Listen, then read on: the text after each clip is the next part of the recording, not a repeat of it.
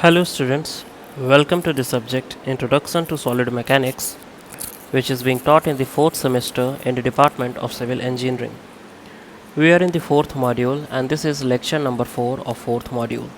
The 4th module is Bending Stresses in Beams. In this lecture, we will see Bending Stresses in Unsymmetrical Sections.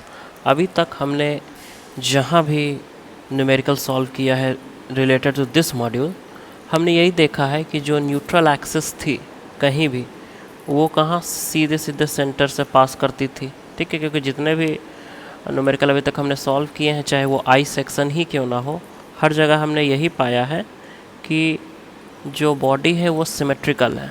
ठीक है, तो neutral axis निकालने के लिए कोई मेहनत करना ही नहीं पड़ता था, हमें पता था वो मिड पॉइंट पे लाई करेगा और बहुत आसानी से हम लोग न्यूट्रल एक्सिस वगैरह निकाल लेते थे क्योंकि बॉडीज़ सिमेट्रिकल होती थी। लेकिन आज जो हम लोग डिस्कस करने जा रहे हैं, यहाँ जो बॉडीज़ है वो अनसिमेट्रिकल है, मतलब एक लाइन के अलॉन्ग वो सिमेट्री नहीं रखते हैं। ठीक है, अनसिमेट्रिकल सेक्शंस। ठीक है, तो जब अनसिमेट्रिकल सेक्शंस हमारे पास आएंगे तो क्या चैलेंजेस हम लोग के सामने आएंगी, उसी को हमें देखना है। तो सबसे पहली बात कि जब भी अनसिमेट्रिकल सेक्शन होगा तो जो न्यूट्रल एक्सिस है that does not pass through the geometrical centre of the section, that does not pass through the geometrical centre of the section. Okay, तो देखिए, अगर आपका अनसिमेट्रिकल सेक्शन है तो पहले तो मैं एक अनसिमेट्रिकल सेक्शन ड्रॉ कर लेता हूँ।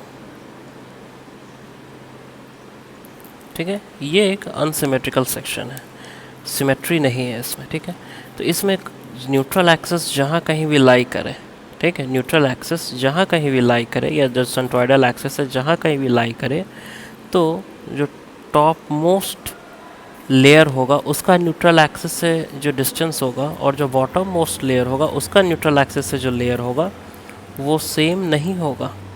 ठीक है, जब हम लोग कर रहे थे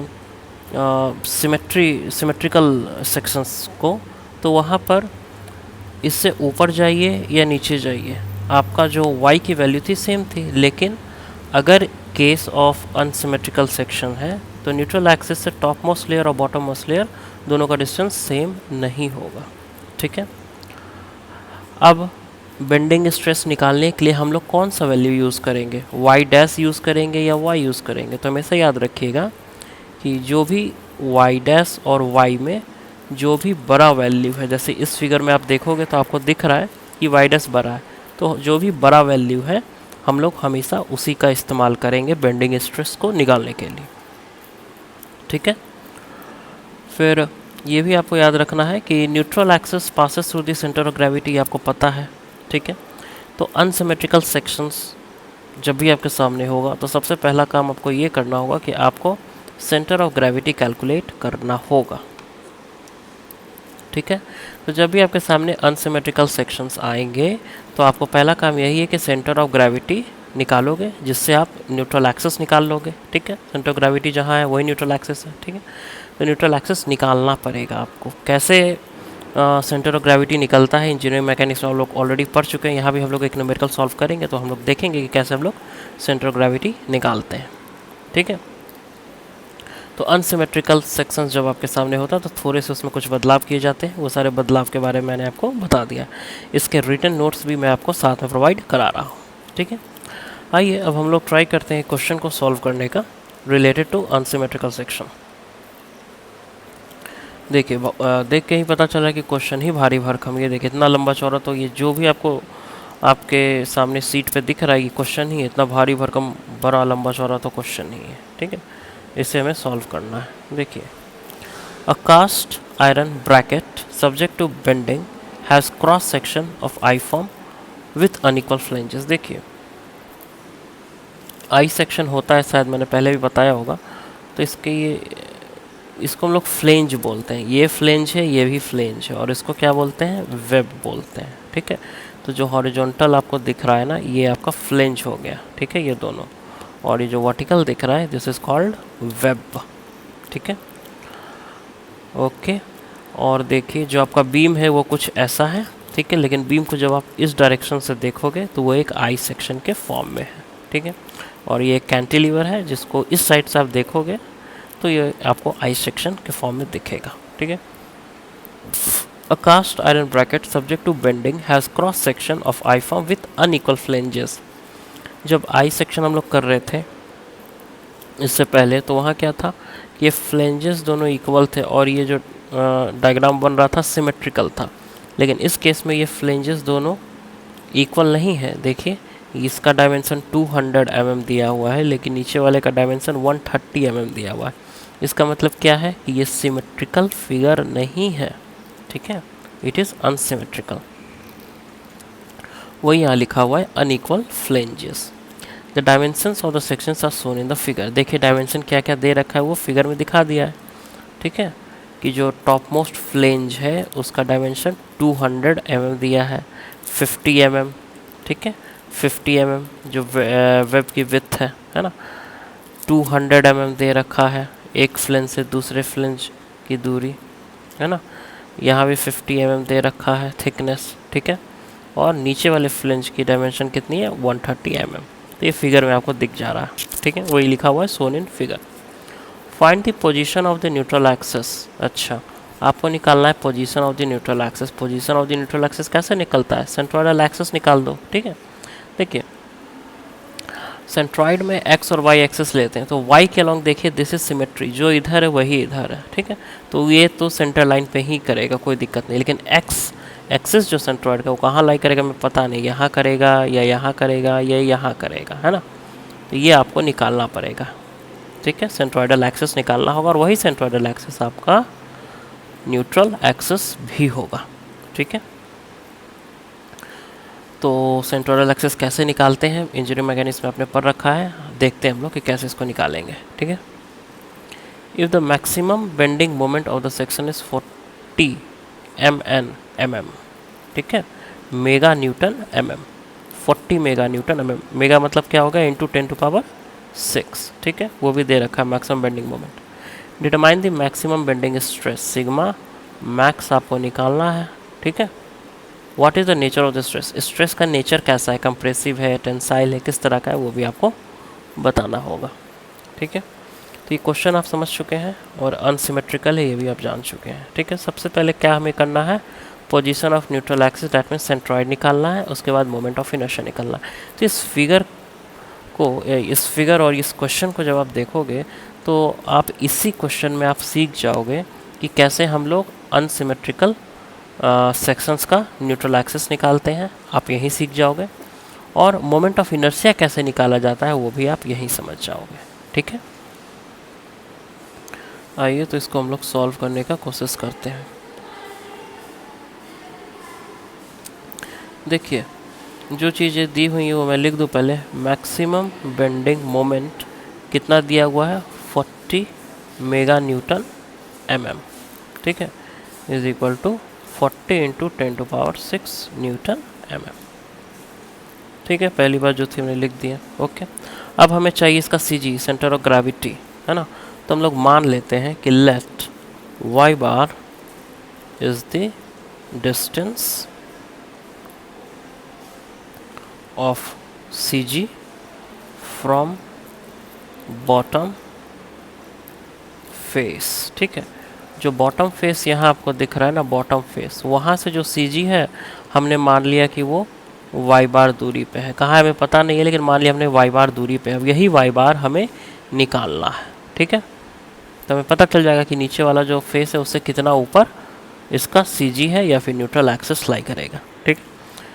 तो y bar is equal to centroid, ये आपने अपने इंजीनियरिंग मैकेनिक्स में पढ़ा होगा कैसे सेंटर ऑफ ग्रेविटी निकालते हैं, is given by A1 y1 plus A2 y2 plus A3 y3 by A1 plus A2 plus A3। A1 क्या है, देखिए एक न्यूमेरिकल में कर रहा हूँ इसलिए मैं डिटेल में इसको बता दे रहा हूँ, ठीक है। A1 क्या है, एरिया ऑफ बॉटम फ्लेंज कितना है एरिया ऑफ बॉटम फ्लेंज, देखिए एरिया ऑफ बॉटम फ्लेंज मतलब क्या, इसका एरिया, ठीक है। तो अगर आपको सेंट्रॉइड निकालना है, सेंटर ऑफ ग्रेविटी निकालना है, तो आप क्या कर रहे हो, A1 इंटू वाई वन क्या है वो भी बताते हैं, ठीक है, into A2 into Y to क्या है वो भी बताते हैं, और A3 इंटू वाई थ्री क्या है वो भी बताते हैं, ठीक है। तो एरिया बॉटम फ्लेंज क्या होगा पहले ये बता दीजिए, 130 इंटू 50,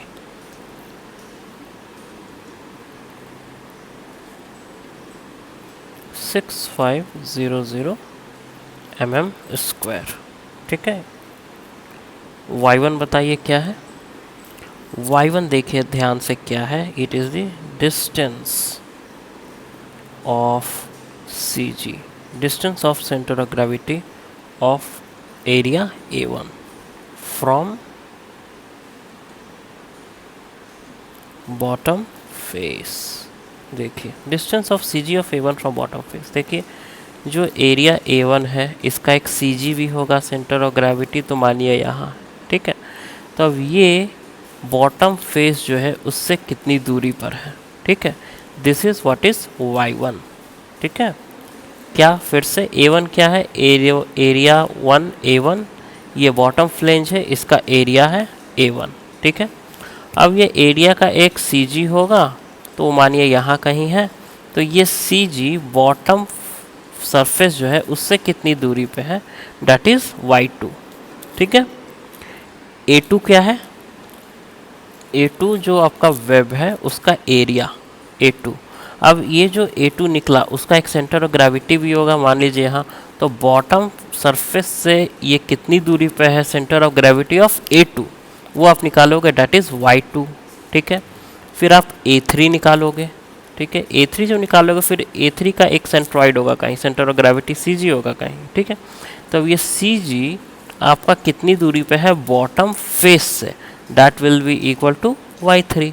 तो A1 A2 A3 और y1 y2 y3 आप समझ रहे हैं क्या है, ठीक है। तो बताइए y1 क्या होगा, CG ऑफ A1, तो A1 का CG कहाँ लाई करेगा, यहाँ लाई करेगा, ठीक है।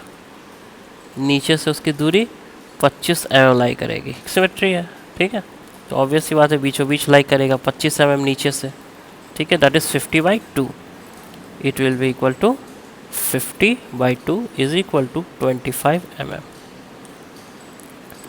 A2 क्या है भाई, एरिया ऑफ वेब, A2 क्या है, area of web. Area of web क्या होगा देखिए तो ज़रा, 200 इंटू 50, यही तो होगा, 200 इंटू 50, ये आ जाएगा आपका 10,000 mm स्क्वायर। y2 क्या है, पहले लिख दूँ मैं क्या है, y2 is distance of CG of A2। पहले तो A2 का CG देख लीजिए कहाँ है, और उसको फिर कहाँ से, बॉटम सरफेस से कितना दूरी पे है वो लिख देना है, ठीक है, फ्रॉम बॉटम फेस, ठीक है। सबका रेफरेंस हम लोग बॉटम फेस से ही ले रहे हैं, ठीक है। तो देखिए यहाँ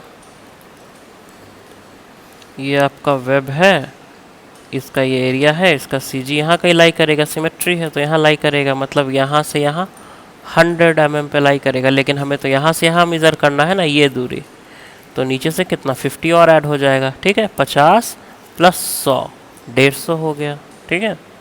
तो it will be equal to 50 + 200/2, that is 150 mm। A3 बताइए, A3 is the area of top flange, कितना है देख लीजिए ज़रा, it is 200 into 50,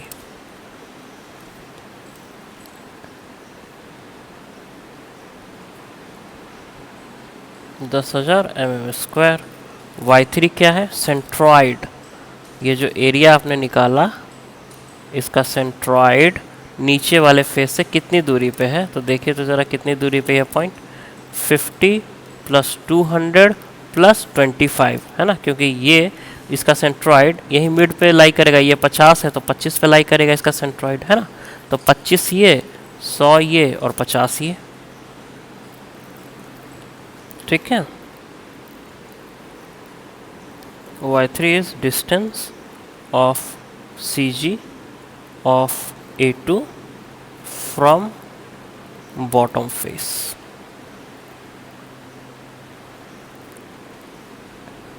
Is equal to 50 plus 200 plus 50 by 2, 275 mm। तो अब हम लोग y बार जो यहाँ लिखा हुआ है इस फॉर्मूले का यूज़ करते हुए y बार बहुत आसानी से निकाल सकते हैं। ये हमेशा याद रखिएगा कि a1 a2 a3 तो ठीक है, लेकिन y1 y2 y3 क्या है ये हमेशा याद रखिएगा, ठीक है। मैं फिर से एक बार बता दूँ y1 क्या है। तो जो a1 एरिया आपने लिया है उसका एक सेंट्रॉइड है ना। तो वो सेंट्रॉइड कितनी दूरी पे है? बॉटम फेस से। बॉटम फेस ही हमने क्यों लिया? क्योंकि हमने माना है कि y bar is the distance of CG from bottom face. हमने पहला रेफरेंस यही लिया है, y बार भी हम यही से मान रहे हैं, ठीक है। इसलिए सारा डिस्टेंस हम लोग यहीं से लेंगे, ठीक है। तो y bar equal to a1 into y1। a1 कितना है? 6500 इंटू 25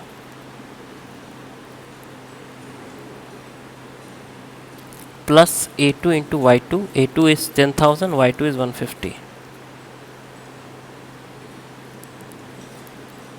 ठीक है।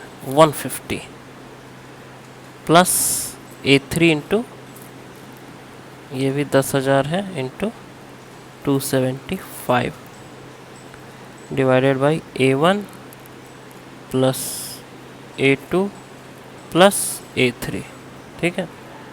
ये आपका आ रहा है 162,500 plus 150,0000 plus 1,275,0000 divided by 26500 is equal to 4412500 by 26500। ये आ रहा है आपका 166.51 mm। देखिए जो आपका y बार आया ना, y बार का मतलब हमने सेंट्रॉइडल एक्सिस या सेंट्रॉइड निकाला है, ठीक है। मतलब न्यूट्रल एक्सिस निकाल दिया है जो नीचे से 166.51 mm पर है। अब आप देखिए ये पूरा का पूरा कितना है? 50, 250 मतलब 300। ये पूरा 300 है तो 150 इसका यहाँ आता, लेकिन नीचे से कितना है? 166 पॉइंट समथिंग। तो मतलब यहाँ कहीं लाई करेगा, मतलब आपका जो सेंट्रॉइड है या फिर जो न्यूट्रल एक्सिस है यहाँ कहीं लाई करेगा, ठीक है। तो मैं यहाँ ये बना भी देता हूँ कि आपका न्यूट्रल एक्सिस कहाँ लाई करेगा, ठीक है। This is your NA neutral axis, ठीक है। और ये कितनी दूरी पे है? 166.51 166.51 mm पे, ठीक है। चलिए, तो आपका पहला जो क्वेश्चन था कि आप बताइए कि न्यूट्रल एक्सिस का पोजीशन कहाँ होगा, तो आप बता सकते हैं कि बॉटम फेस से इतनी दूरी पे है, या फिर आप ये भी बता सकते हो कि टॉप से कितनी दूरी पे है ना। तो 300 माइनस 166.51 तो वो कितना आ जाएगा? 133.49, ठीक है। तो आपका न्यूट्रल एक्सिस बॉटम फेस से 166.51 mm की दूरी पे है, या फिर टॉप फेस से 133.49 mm की दूरी पर है, ठीक है। पहला काम हो गया हमारा।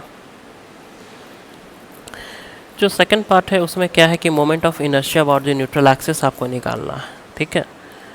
क्या निकालना है? मोमेंट ऑफ इनर्शिया, है ना, of the section about neutral axis, ठीक है। तो जो भी न्यूट्रल एक्सिस निकलेगा, न्यूट्रल एक्सिस के अलॉन्ग मोमेंट ऑफ इनर्शिया निकलेगा, it will B I1 plus I2 plus I3, ठीक है। I1 I2 I3 का क्या मतलब है? I1 I2 I3 का मतलब है I1 इसका मोमेंट ऑफ इनर्शिया निकाल देंगे, इसका मोमेंट ऑफ इनर्शिया निकाल देंगे और इसका मोमेंट ऑफ इनर्शिया निकाल देंगे। सभी का moment of inertia about the neutral axis निकलना पड़ेगा, ठीक है, मतलब इसका moment of inertia about the neutral axis, इसका moment of inertia about the neutral axis, इसका moment of inertia about the neutral axis. ठीक है, ये आपको निकालना पड़ेगा। ठीक है, ओके। तो इसका क्या प्रोसेस होता है देख लेते हैं। हमें पता है BdQ/12 is a moment of, लेकिन वो इसके न्यूट्रल एक्सिस के अलॉन्ग है। ठीक है ना, लेकिन हमें इस न्यूट्रल एक्सिस के अलॉन्ग निकालना है। ठीक है, तो क्या इसका प्रोसेस, ये हम लोग देख लेते हैं। तो देखिए I1 जो है दैट इज बॉटम फ्लेंज, ठीक है, का moment of inertia, moment of inertia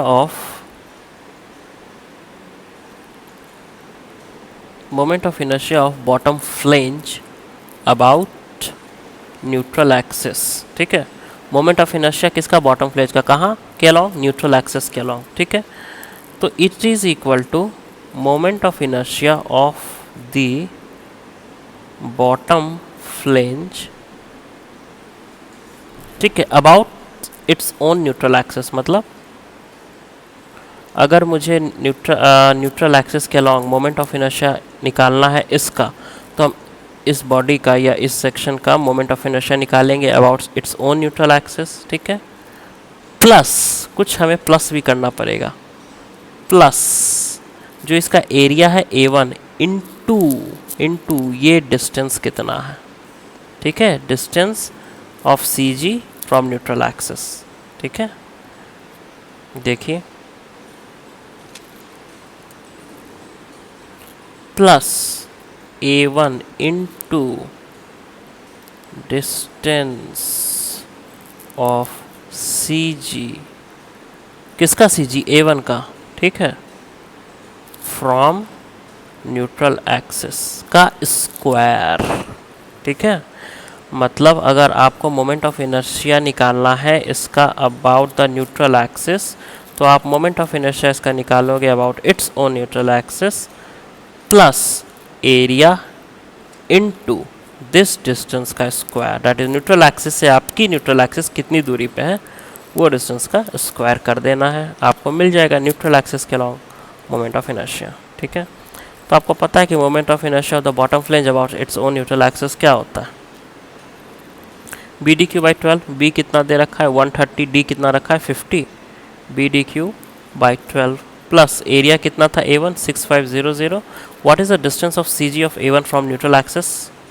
देखिए ये न्यूट्रल एक्सिस है, ये इसका सेंट्रॉइड है, हमें ये डिस्टेंस निकालना है।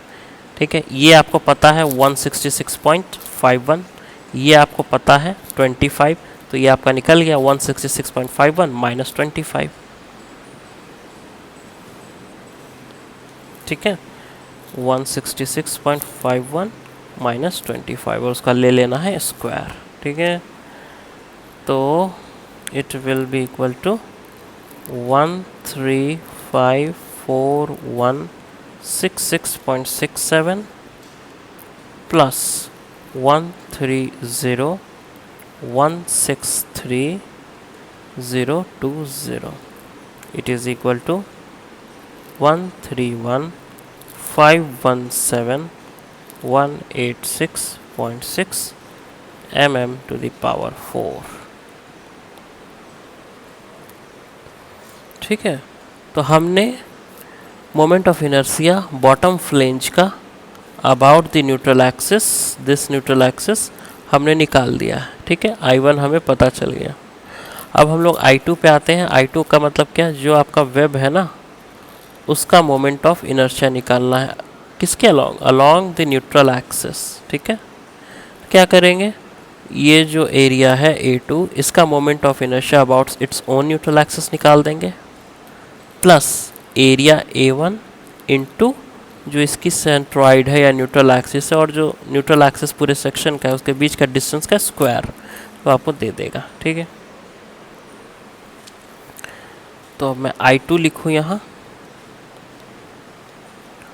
I2 इज इक्वल टू क्या है, ये moment of inertia of web about neutral axis is equal to, आपको पता है क्या करना, बार बार मैं लिखने की ज़रूरत नहीं है मुझे। ठीक है, B इंटू DQ/12। देखिए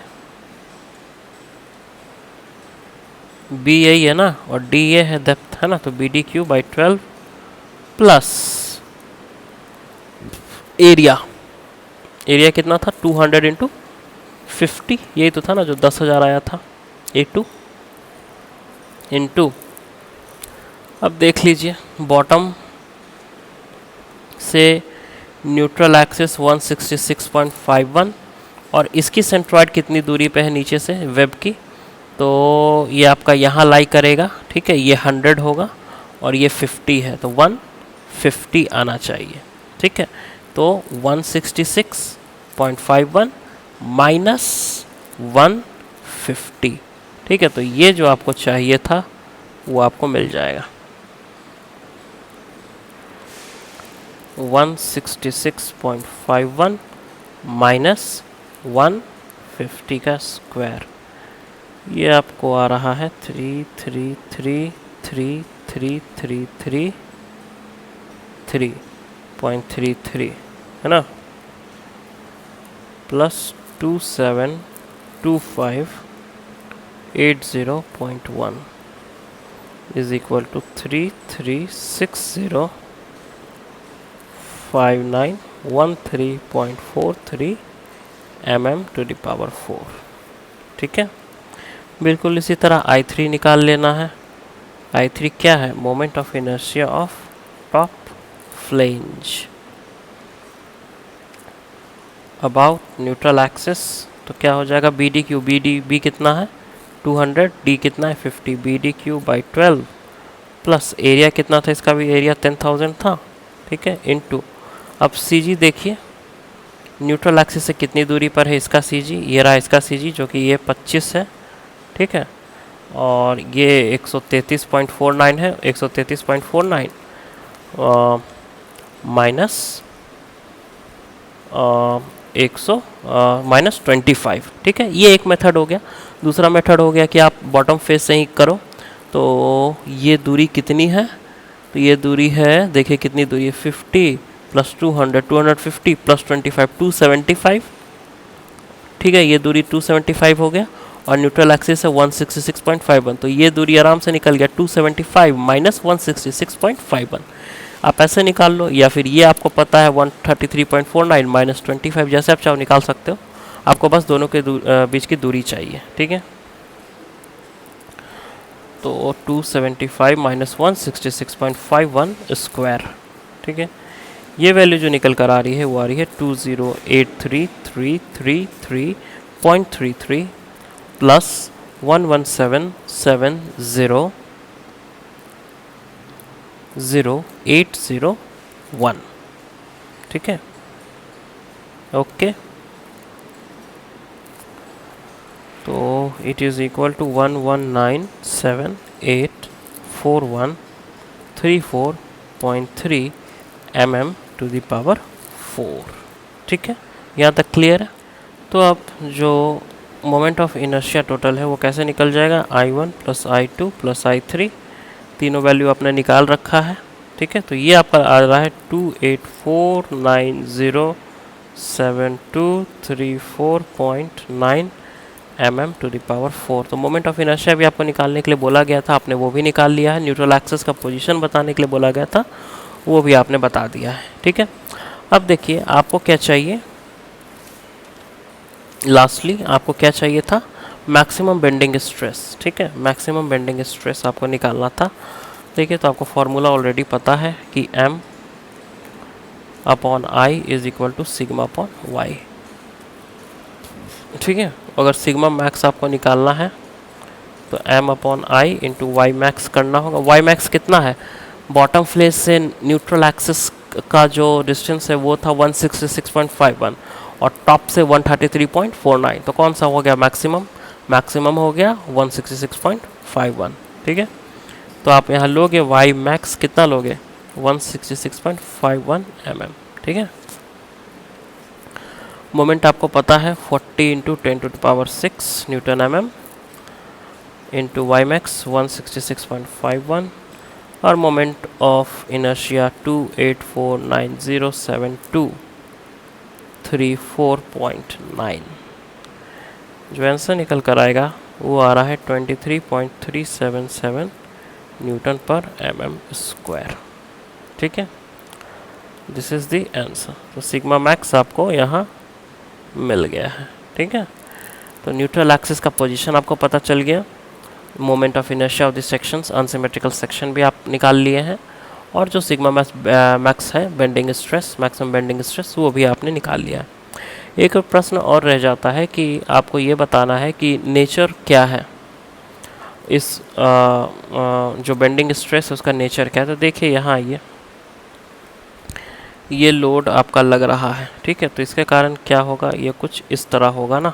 ठीक है, तो आप इस फिगर से ही अंदाज़ा लगा सकते हो कि यहाँ इलोंगेशन हुआ है ऊपर के हिस्सा में और नीचे के हिस्सा में कंप्रेशन हुआ है ना। ऊपर इलोंगेशन और नीचे में क्या हुआ है, कंप्रेशन हुआ है। और हमने बेंडिंग स्ट्रेस कहाँ निकाला है, यहीं पर तो निकाला है। सिग्मा मैक्स जो निकाला है यहीं तो निकाला है ना, नीचे में। ठीक है, तो यहाँ पर किस तरह का फोर्स है, कंप्रेसिव। ठीक है, जो स्ट्रेस लग रहा है किस तरह का लग रहा है, कंप्रेसिव स्ट्रेस लग रहा है। ठीक है, तो नेचर जो है किस तरह का हो गया वो भी मैं यहाँ लिख देता हूँ ब्रैकेट में, कंप्रेसिव, क्योंकि ये भी क्वेश्चन में आपके पूछा गया था। ठीक है, okay. Let us now see another numerical. A simply supported beam of length 3 meter carries a point load of 12 kilonewton at a distance of 2 meter from left support. ये देखिए यहाँ पर एक बीम आपको दिख रहा है जो 3 मीटर लेंथ का है और जिसका लेफ़्ट सपोर्ट है ना, वहाँ से 2 मीटर की दूरी पर एक पॉइंट लोड 12 किलो न्यूटन का एक्ट हो रहा है। The cross section of the beam is shown. Cross section जो बीम का है, मतलब जब आप बीम को इस साइड से देख रहे हैं तो कैसा दिखेगा, वो यहाँ आपको दिख रहा है। ठीक है, 150 mm बाई 100 mm, इसके अंदर एक हॉलो है। ठीक है, 75 बाई 50 ये हॉलो पार्ट है। ठीक है, मतलब दिस पोर्शन इज सॉलिड, ये पोर्शन आपका सॉलिड है और जो अंदर में बचा हुआ हिस्सा है वो हॉलो है। ठीक है, ओके। ये डायमेंशन दे रखा है, निकालना क्या, determine the maximum tensile and compressive stress eight x x. ठीक है, तो जो सेक्शन एक्स एक्स है वो भी आपको दे रखा है क्वेश्चन में, डायग्राम में दे रखा है कि ये सेक्शन एक्स एक्स है। ये सेक्शन की मैं बात कर रहा हूँ, इस सेक्शन पे आप टेंसाइल और कंप्रेसिव, मैक्सिमम टेंसाइल और मैक्सिमम कंप्रेसिव स्ट्रेस आप निकाल के दो यहाँ पर। ठीक है, इस सेक्शन के लिए बात हो रही है। ओके, तो जिस सेक्शन की भी बात होती है तो ऑब्वियस ही बात है कि उस सेक्शन पे बेंडिंग मोमेंट क्या है वो हमें पता होना चाहिए। ठीक है, अगर बेंडिंग मोमेंट हमें उस सेक्शन पे पता है तो जो भी स्ट्रेस है हम लोग निकाल सकते हैं बहुत आसान तरीके से। ठीक है, तो सबसे पहले हम लोग बेंडिंग मोमेंट का ही काम कर ले कि सेक्शन एक्स एक्स पर बेंडिंग मोमेंट निकाल लें, है ना। देखिए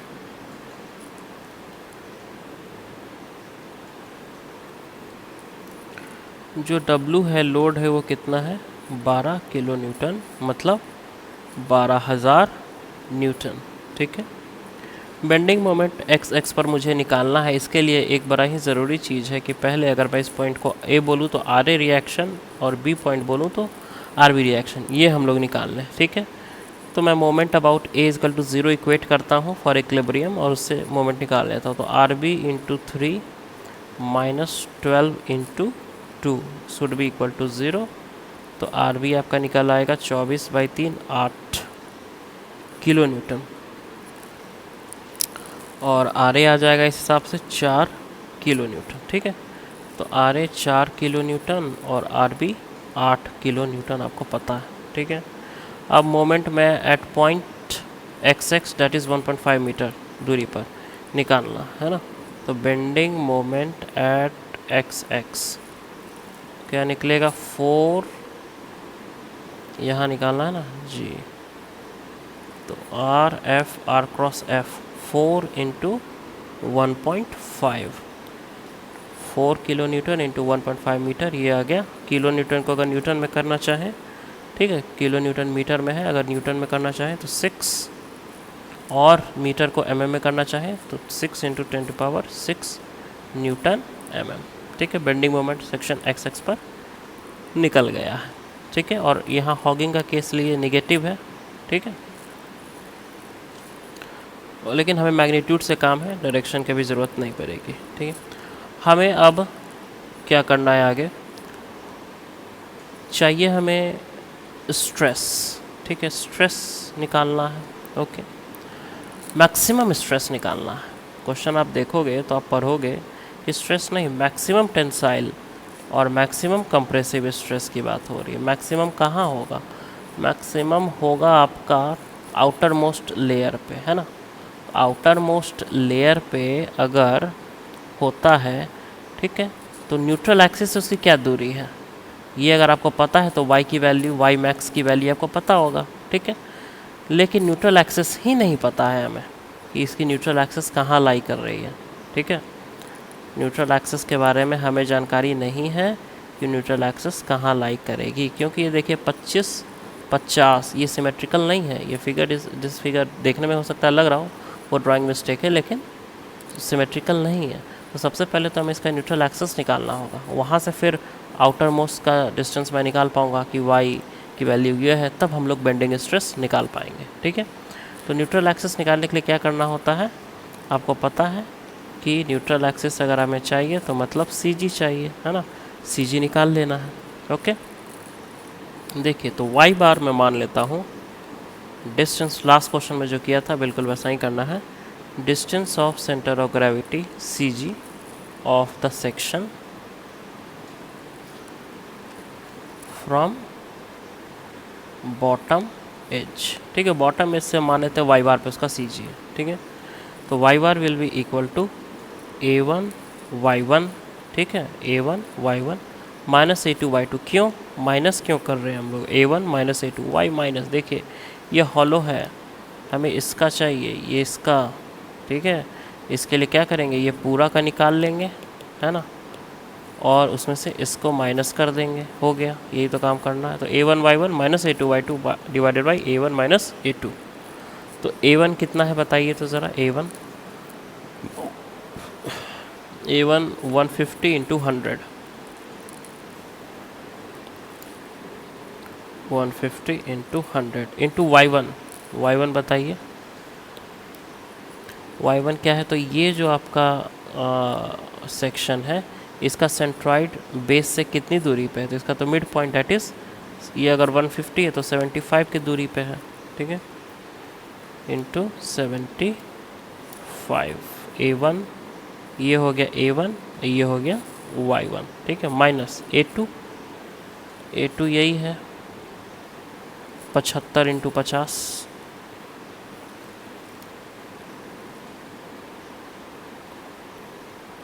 इंटू Y2 कितना है ज़रा देखिए। Y2 नीचे से इसका सेंट्रॉइड कहाँ करेगा, तो इसका तो यहाँ मिड पे रहेगा। ठीक है, 75 ये टोटल है, तो ये हो गया 75/2 plus 50, that is 50 plus 75/2, 50 plus 75/2। ठीक है, and divided by A1 minus A2। A1 कितना है 100 इंटू 150 माइनस 75 इंटू 50।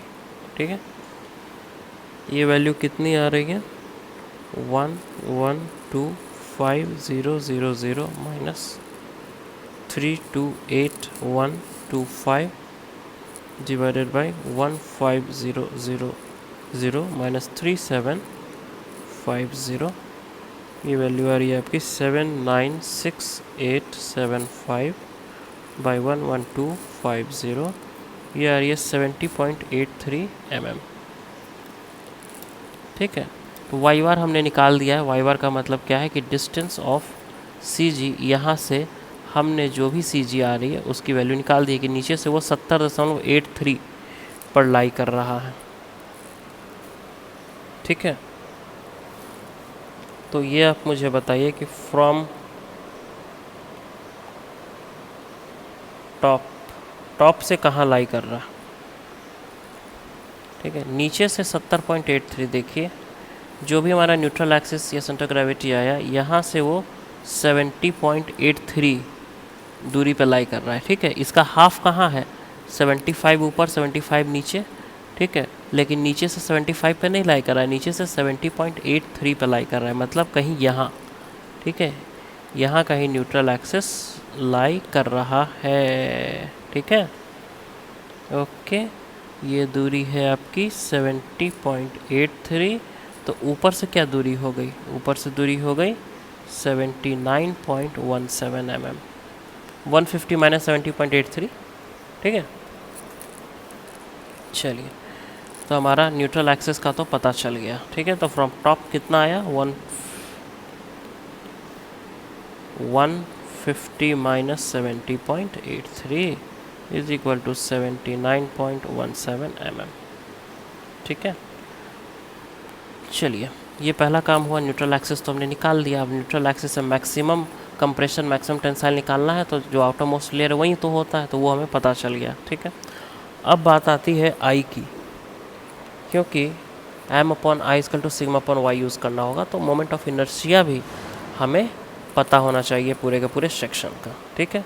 तो देखिए यहाँ पर जो आपका मोमेंट ऑफ इनर्शिया आएगा, it will be equal to, अगर आई माने तो it will be equal to I1 minus I2, ठीक है। देखिए हॉलो है ना ये, तो आपको क्या करना है, ये पूरा मोमेंट ऑफ इनर्शिया निकाल लेना है और माइनस ये कर देना, तो आपको जो सेक्शन उसका मोमेंट ऑफ इनर्शिया निकल जाएगा, ठीक है।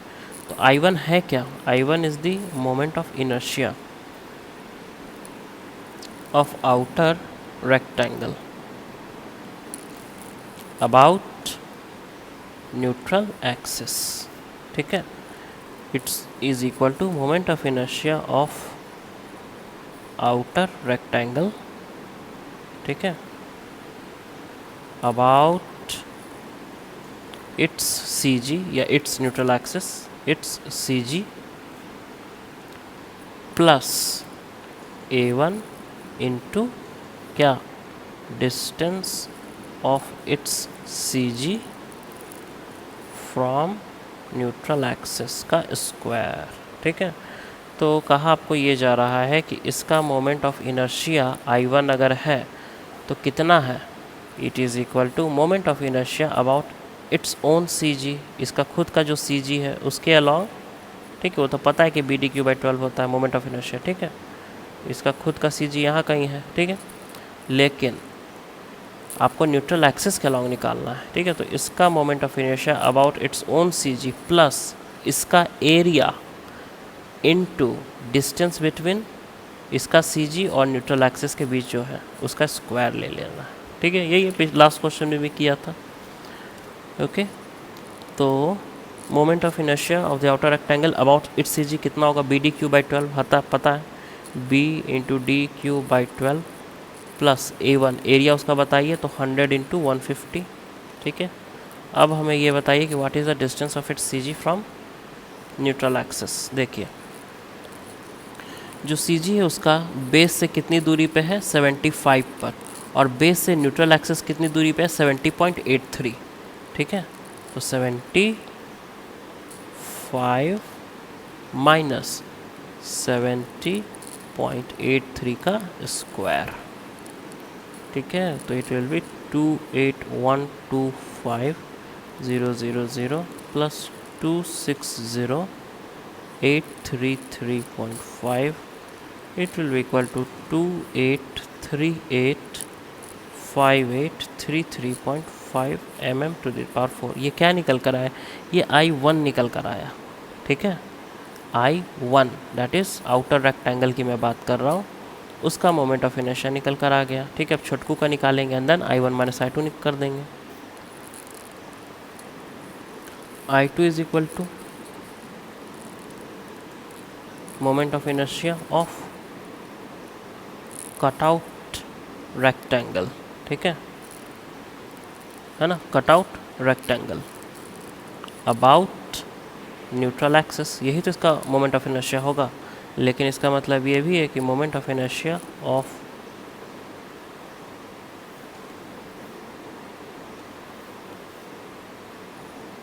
कटआउट रेक्टेंगल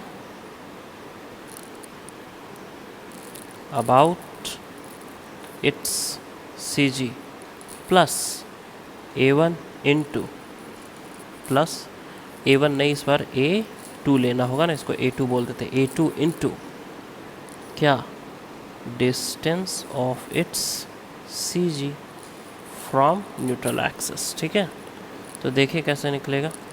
पहले तो इसके खुद के अलॉन्ग सी जी के अलॉन्ग अगर मोमेंट ऑफ इनर्शिया ले तो b d cube by 12, b की वैल्यू कितनी है 50, डी की वैल्यू कितनी है 75, बी डी क्यू बाई 12 है ना, तो 50 इंटू 75 का whole cube by 12, b d cube by 12 plus A2 area 50 into 75। आइए अब ज़रा देख लें कि सेंट्रॉइड और न्यूट्रल एक्सिस के बीच कितनी दूरी है।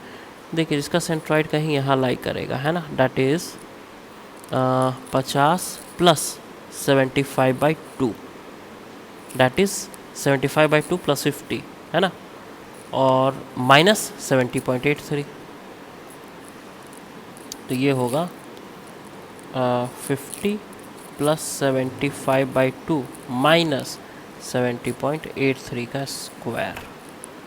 ठीक है, तो ये आपका आ रहा है 175,781.2.5 प्लस 104,2083.375, और ये फाइनली आपका आ रहा है 279,9895.875 mm⁴। ठीक है, तो I is equal to I1 minus I2 कर दो। I1 is 28385833.5 minus I2 is 2799895.875, so it will be equal to 25585,937.63 mm⁴। ठीक है, तो आई हमने निकाल लिया है, न्यूट्रल एक्सिस पता ही चल गया है ना। ओके, अब देखिए क्वेश्चन क्या कह रहा था। क्वेश्चन कह रहा है कि बताइए तो जरा maximum tensile and compressive stress. देखिए अब फिगर को देखते ही आप बता सकते हो कि जो बॉटम एज है वहाँ टेंसाइल स्ट्रेस होगा। देखिए ये एक सिंपली सपोर्टेड बीम है, ऊपर से लोड लग रहा है, तो इसमें कुछ इस तरह का ठीक है डिफॉर्मेशन होगा। तो यहाँ आप देख रहे हैं कि यहाँ टेंशन ही होगा, ठीक है, और यहाँ कंप्रेशन ही होगा, और यहाँ इलोंगेशन होगा, यहाँ रिडक्शन ऑफ लेंथ होगा। ठीक है, तो टॉप में आपको दिख रहा है क्या होगा कंप्रेशन, बॉटम में क्या दिख रहा है टेंशन। ठीक, तो देखिए जो आपका बॉटम एज है ना वहाँ क्या हो रहा है टेंशन हो रहा है। ठीक है, हमें पता है ना, और टेंशन हो रहा है। अब मैक्सिमम जो टेंसाइल स्ट्रेस है वो हमें निकालना है। ठीक है, तो हमें पता है M/I इज इक्वल टू सिग्मा/Y होता है। तो सिग्मा मैक्स अगर निकालना है आपको, टेंशन बॉटम एज पे हो रहा है। ठीक है, तो न्यूट्रल एक्सिस से आउटर मोस्ट बॉटम लेयर जो है कितनी दूरी पे है वो आपको देखना पड़ेगा। ठीक है, तो M/I इंटू वाई मैक्स। ठीक है, M पता है, I पता है, वाई मैक्स बस खोजना है हमें। तो जो आपका न्यूट्रल एक्सिस है वहाँ से नीचे, ठीक है, जो फारदेस्ट पॉइंट है ना, जो आउटर मोस्ट लेयर है वो कितनी दूरी पे है, तो पता है 70.83 दूरी पे है ना। तो M की वैल्यू कितनी है 6 इंटू 10⁻, कितना था भाई M की वैल्यू देखिए,